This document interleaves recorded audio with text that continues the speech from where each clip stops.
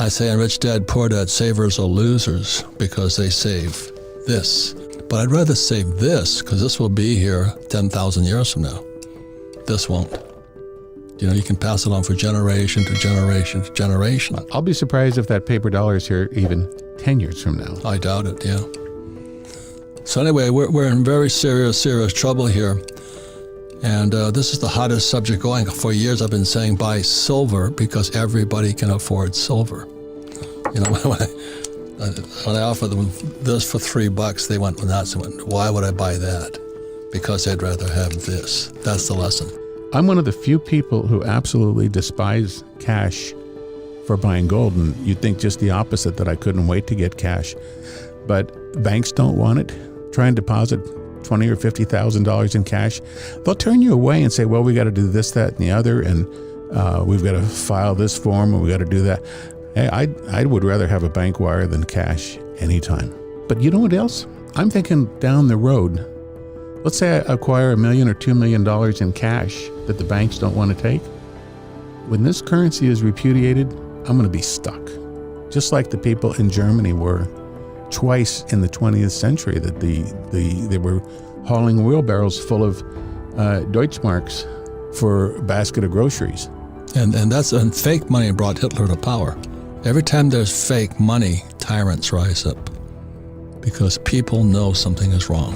And I've talked to people all the time that are multimillionaires. They sold their business, they did this, that, and the other, and it came into all this cash that's sitting in the bank, and said, well, you think I should buy some gold with some of this? I said, well, you know what they're doing, the dollar. You know that they keep printing them. They can't print gold. Now, you tell me how much you can afford to lose of all that money sitting in the bank, and I would say leave that there and get the rest of it in gold. It's a bigger risk having paper money. It's guaranteed. It's a guaranteed loss. And eventually, these are going to be worthless.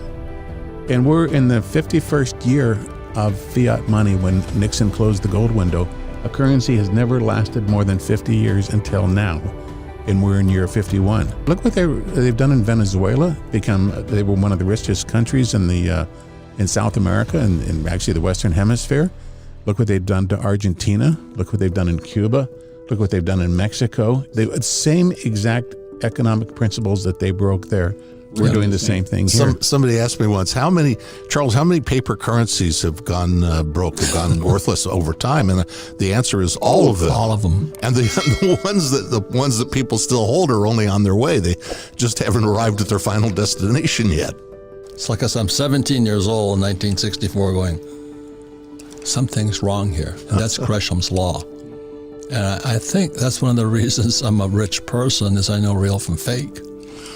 And then, so when Nixon took the dollar off the gold standard in 71, I didn't really know what that meant, but the first course, I was in Vietnam in 73, I came back. 74, they made this legal. Remember that? It was illegal. So I had to smuggle that damn Kruger. I was in Hong Kong at the bottom of Krugerrand, South African Krugerrand in Hong Kong. I had to smuggle it into the country. Why was that? It was in 74. Yeah, because it was illegal to own in bullion form. And well, 73 I brought it in. It was a felony. It was a felony. They could put you in prison for 10 years and charge you $10,000 fine. They made it a felony for Americans, free people, to own monetary gold and silver. Or gold anyway. It was a felony. Was it dangerous? Was it going to blow up? Was it nuclear contamination? Was it kill your neighbors with poison? What was wrong? Well, of course, you know the answer. It's always the same answer. The government grabs all the gold because it wants it for itself, so you can't be allowed to have any. And this was $850. What is this today? $2,050. So why would you save this trash? That's what I'm saying here. It's fake. How about that, to sum it up? That's fake. It's a trick. This is the biggest reason you want to own gold. Because our pensions, as we keep raising interest rates, our 401ks are going down. But not only this, is my book wrote with Ed Siddell, is our pensions are broke. So it's the firefighters, police officers, school teachers, their pensions are gone. So the Fed's going to have to print. That's my whole summation. Well, and what's crazy about it too is that you get your statement online every month and it says, oh my God, look, I have $500,000 in my pension plan. Boy, that's going to last me till the year 2050. It's not going to. The dollar's not going to be there, first of all, and the pensions are gone too. But gold will be there forever. This will be here. This is God's money. I mean, we used to have money for about 5,000 years, but God put it here on the earth. When you read the stories about all the Spanish ships that have sunk over the years coming across the Atlantic, and the explorers go down there, they're not going down there looking for the currency of the realm of the day and see if the paper survived. They're going down there looking for the gold. They're going there looking for the silver. And they find it. And what's amazing is that if this bar had been in the bottom of the ocean for 500 years, it'll still be in this pristine condition. It doesn't rust. It doesn't erode.